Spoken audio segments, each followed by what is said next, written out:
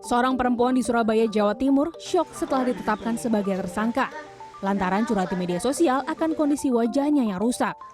Perempuan bernama Stella Monica Hendrawan ini tidak menyangka klinik kecantikan tempatnya menjalani perawatan menuduhnya mencemarkan nama baik klinik tersebut.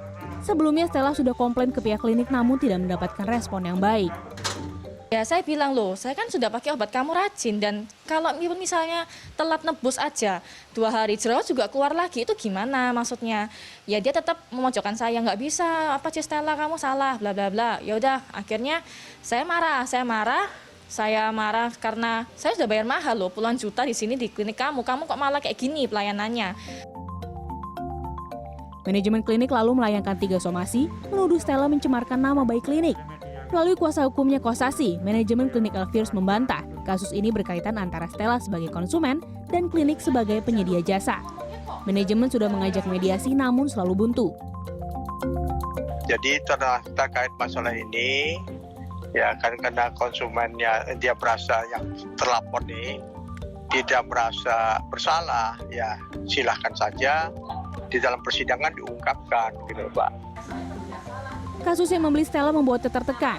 Pertama, ia sudah menghabiskan uang puluhan juta untuk perawatan, tapi kemudian kulit wajahnya rusak. Ia terpaksa tidak bisa kembali bekerja karena menyandang status tersangka. Di sisi lain, manajemen klinik mengaku merugi karena postingan Stella. Kasus dugaan malpraktik juga dialami model Monica Indah. Dirinya ramai diperbincangkan setelah mengeluhkan infeksi hingga timbul lubang di bagian payudara usai menerima penyuntikan filler. Ia didiagnosis mengalami mastitis atau infeksi jaringan payudara.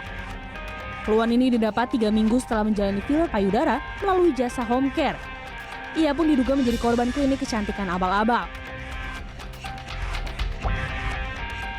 Perkembangan teknologi memang memungkinkan dan memudahkan seseorang kini melakukan permak bagian tubuh. Namun hal tersebut tidak boleh sembarang dilakukan dan berpotensi risiko yang berbahaya bagi tubuh sendiri. Dalam wawancara dengan CNN Connected, Dr. Ade Sitorus, spesialis bedah plastik, mengatakan cairan hyaluronic acid yang kerap digunakan sebagai filler bisa diterima sebagai tubuh.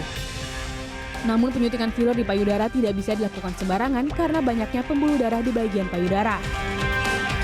Sebaiknya sangat disarankan dilakukan oleh dokter yang sudah mengetahui secara anatomi, karena anatomi itu tidak hanya berhubungan dengan tulang ataupun tulang rawan, tapi juga dengan pembuluh darah, kemudian saraf. Karena walaupun bahan itu dapat diterima dengan baik oleh badan, tapi kalau pengerjaannya tidak steril, kemudian cara memasukkannya juga tidak safe, yaitu akan membawa bencana untuk si konsumennya.